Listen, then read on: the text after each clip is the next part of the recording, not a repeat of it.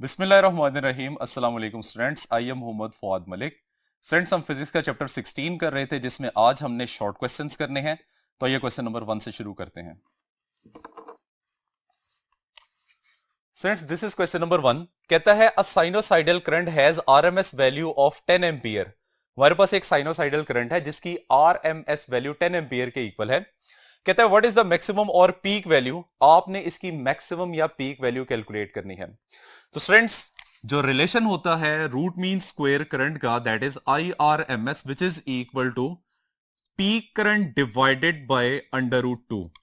अब चूंकि हमने यहां पे आई नॉट की वैल्यू फाइंड करनी है, इसलिए ये वैल्यू बन जाएगी I naught that is equal to under root two times of I R M S.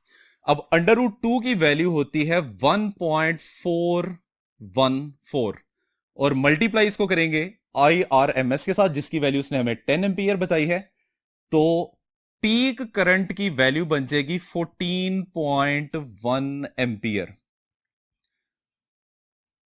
तो स्टूडेंट्स, ये है हमारे पास फर्स्ट क्वेश्चन का आंसर। आइए अब क्वेश्चन नंबर 2 पे चलते हैं। Students, this is question number 2। कहता है name the devices that will permit the flow of DC but opposes the flow of AC. आपने उस डिवाइस का नाम बताना है जो कि डायरेक्ट करंट को फ्लो करने देता है जबकि अल्टरनेटिंग करंट को ब्लॉक कर देता है। और इसी तरीके से बी पार्ट में कहता है permit the flow of alternating current but opposes the flow of a direct current. और उस डिवाइस का भी आपने नाम बताना है जो कि डायरेक्ट करंट को ब्लॉक करता है जबकि अल्टरनेटिंग करंट को पास करने देता है। तो स्टूडेंट्स, इसमें फर्स्ट वाला जो केस है इसका आंसर पहले लिखते हैं। कहता है कि inductor is a device that permits the flow of DC but opposes flow of AC। उसकी रीजन क्या है स्टूडेंट्स? उसकी रीजन ये है कि इंडक्टर की जो रिएक्टेंस होती है that is given by XL which is equal to 2 pi F into L. अब अगर हम इसको डायरेक्ट करंट के लिहाज से देखें तो डायरेक्ट करंट की जो फ्रीक्वेंसी होती है F direct current that is equal to 0। अब अगर ये वाली वैल्यू आप इस फॉर्मूला में पुट करेंगे तो हमें यह पता चलता है कि इंडक्टर की रिएक्टेंस डायरेक्ट करंट के लिए 0 के इक्वल आ जाती है। यानी कि इंडक्टर डायरेक्ट करंट को किसी किस्म की ऑपोजिशन नहीं दे रहा। तो इसका मतलब है कि डायरेक्ट करंट इसमें से इजीली फ्लो होता रहेगा। But on the other hand आपको पता है अल्टरनेटिंग करंट में पल्सेस होती हैं, उसकी फ्रीक्वेंसी जो कि हम पाकिस्तान में यूज करते हैं 50 हर्ट्ज होती है। तो डेफिनेटली वो कोई नॉन जीरो मैक्सिमम आंसर दे रही होगी जिसकी वजह से इंडक्टर अल्टरनेटिंग करंट को मैक्सिमम ऑपोजिशन प्रोवाइड करता है। अब स्टूडेंट्स, हम सेकेंड पार्ट का आंसर लिखते हैं। अब हमने ऐसा डिवाइस बताना है जो कि डीसी को ब्लॉक कर दे जबकि एसी को फ्लो करने दे। सो इस तरह के डिवाइस का नाम है capacitor.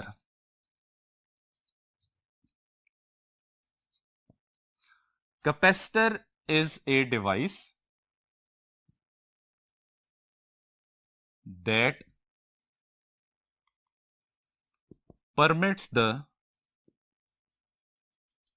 flow of AC but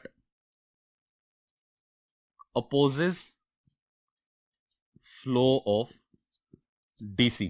अब इसकी वजह क्या है? इसकी वजह यह है कि कैपेसिटर की रिएक्टेंस XC से रिप्रेजेंट की जाती है which is equal to 1/2 pi FC। अब यहां पे अगर हम वंस अगेन डायरेक्ट करंट की फ्रीक्वेंसी जो कि 0 के इक्वल होती है इसको प्लेस करेंगे तो आप देख रहे हैं कि यहां फ्रीक्वेंसी बटे में आ रहा है। अब अगर बटे का आंसर 0 हो जाए तो यहां पे रिएक्टेंस की वैल्यू इनफाइनाइट हो जाएगी, विच मींस दैट कि कैपेसिटर एक ऐसा डिवाइस है जो कि डायरेक्ट करंट को इनफाइनाइट ऑपोजिशन ऑफर करता है, तो ये उसको ब्लॉक कर देगा। जबकि अल्टरनेटिंग करंट की फ्रीक्वेंसी 50 हर्ट्ज होती है, वो जब आप यहां बटे में पुट करेंगे तो that is the maximum answer. तो नीचे वाला आंसर बहुत मैक्सिमम होगा रिजल्टिंग एक्स सी की वैल्यू बहुत ज्यादा स्मॉलर हो जाती है, जिसकी वजह से हम कहते हैं कि कैपेसिटर एसी को पास करने देता है जबकि डीसी को ब्लॉक कर देता है। अब स्टूडेंट्स हम चलते हैं क्वेश्चन नंबर 3 की तरफ। क्वेश्चन नंबर 3 में कहता है how many times per second will an incandescent lamp reach its maximum brilliance when connected to a 50 hertz source। कहता है कि इनकैंडिसेंट का लैंप है जिसको आपने एक ऐसे अल्टरनेटिंग सोर्स के साथ कनेक्ट किया हुआ है जिसकी फ्रीक्वेंसी 50 हर्ट्ज के इक्वल है, तो बताएं वो अपनी मैक्सिमम ब्रिलियंस पे एक सेकंड में कितनी दफा पहुंचेगा। तो स्टूडेंट्स सबसे पहले हम इस 50 हर्ट्ज सोर्स की बात करते हैं। तो स्टूडेंट्स ये आपके सामने एक साइकिल है।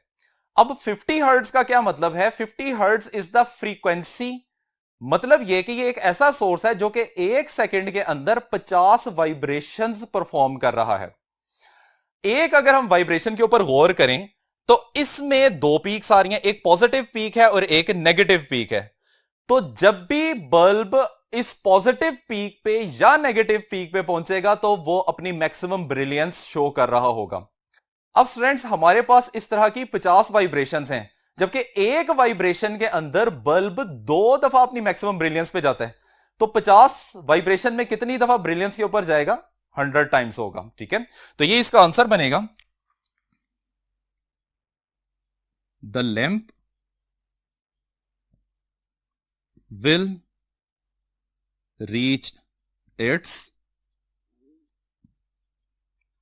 Maximum brilliance 100 times per second. और इसकी वजह क्या है? Since for one cycle lamp reach twice to its maximum brilliance. So 2 multiply by 50 that is equal to 100 times per second. अब आइए स्टूडेंट्स क्वेश्चन नंबर 4 की तरफ चलते हैं। स्टूडेंट्स क्वेश्चन नंबर 4 में कहता है कि a circuit contains an iron cored inductor, a switch and a DC source arranged in series. हमारे पास एक सर्किट है जिसमें एक इंडक्टर, एक डीसी सोर्स और एक स्विच लगा हुआ है। कहता है कि the switch is closed end after an interval reopen. आप स्विच को क्लोज करते हैं और थोड़ी देर के बाद आप उसको दोबारा ओपन कर देते हैं। कहते हैं explain why a spark jumps across the switch contact. तो जैसे ही आप स्विच को ओपन करते हैं तो वो कहता है स्विच के ऊपर एक स्पार्क जनरेट होता है। एक्चुअली उसकी क्या वजह है? तो फ्रेंड्स आप लोगों को पता है कि inductor is a device that stores energy with current in the form of magnetic field. तो जब आप स्विच को क्लोज करते हैं तो इस ड्यूरेशन में इंडक्टर कुछ एनर्जी स्टोर कर लेता है, और जैसे ही फिर आप कुछ इंटरवल गुजरने के बाद स्विच को ओपन करेंगे तो ओपन करने की वजह से सर्किट का करंट डिक्रीज होता है। और आप लोगों को पता है कि इंडक्टर एक ऐसा डिवाइस है जो कि सर्किट के करंट को चेंज होने से रोकता है।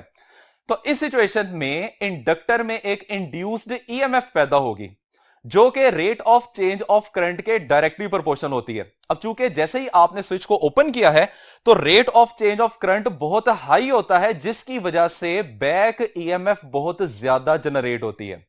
और वो बैक ईएमएफ इन दोनों टर्मिनल्स के अक्रॉस, चूंकि फ्लो ऑफ करंट उसने करवाना होता है, जो इंडक्टर एनर्जी स्टोर करता है उस एनर्जी को उसने किसी ना किसी जगह पे निकालना होता है। तो इस सिचुएशन में वो एयर को आयोनाइज करके एक स्पार्क की फॉर्म में हमें नजर आना शुरू हो जाती है। तो स्टूडेंट्स आइए अब हम इस क्वेश्चन का आंसर लिखते हैं। Since inductor is a device that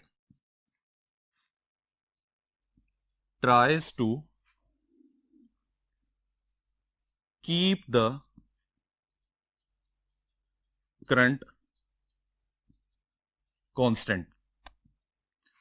So when we open the switch,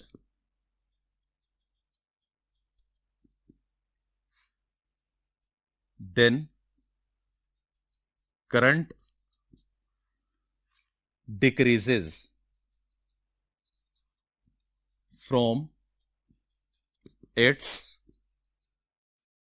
maximum value to 0. During this,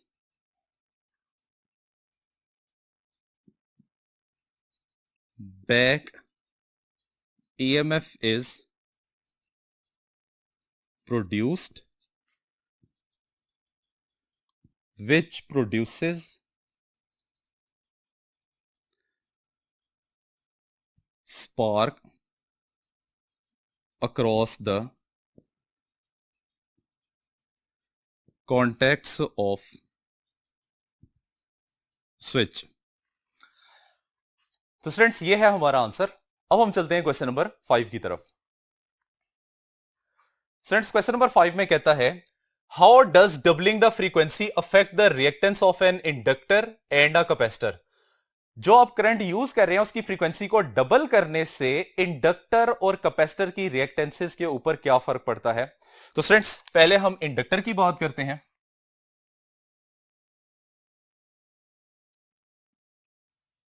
students inductor की रिएक्टेंस का फॉर्मूला होता है XL that is equal to 2 pi F into L.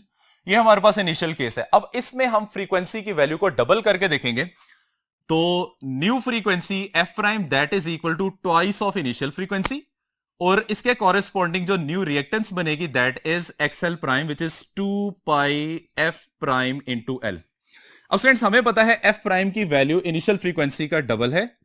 So XL prime that is equal to 2 pi into F prime की value आ जाएगी 2f और साथ L as it is आ जाएगा. अब इस फार्मूला में ये 2 एक्स्ट्रा आ रहा है, इसको हम बाहर निकाल लेते हैं और बाकी तमाम वैल्यूज को कंबाइन करके लिखेंगे तो that is 2 pi F into L. और स्टूडेंट्स हमें नजर आ रहा है कि 2 pi F into L is the value of the initial reactance. So result बन जाएगा XL prime that is equal to 2 times of XL which means that के फ्रीक्वेंसी को डबल करने से इंडक्टर की रिएक्टेंस डबल हो जाती है. अब स्टूडेंट्स हम चलते हैं कैपेसिटर की तरफ. तो for the case of capacitor,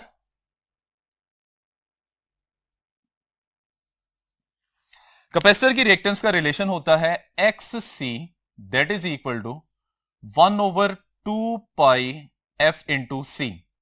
ये हमारे पास इनिशियल रिलेशन आ जाएगा. अब इसमें भी बिल्कुल इंडक्टर की तरह हमने फ्रीक्वेंसी की वैल्यू को डबल करना है. तो इसके लिए हम लिखते हैं F prime that is equal to 2 times of F. So corresponding new reactance 1/2 pi F prime into C. F prime की वैल्यू पुट करते हैं तो X C dash that is equal to 1/2 pi into 2f into C. अब उसी तरीके से यहां पे ये 2 एक्स्ट्रा आ रहा है जिसको हम इस रिलेशन से बाहर निकालेंगे. So X C prime that is equal to 1 divided by 2 into 2 pi F C और 2 pi F C initial reactance की वैल्यू है. So X C prime that is equal to X C divided by 2 आ जाएगा which means that के frequency की value double करने से capacitor की रिएक्टेंस हाफ रह जाती है. तो स्टूडेंट्स ये है हमारा आज का लेक्चर. उम्मीद करते हैं कि आपको समझ आ गया होगा. इजाजत चाहते हैं. अल्लाह हाफिज.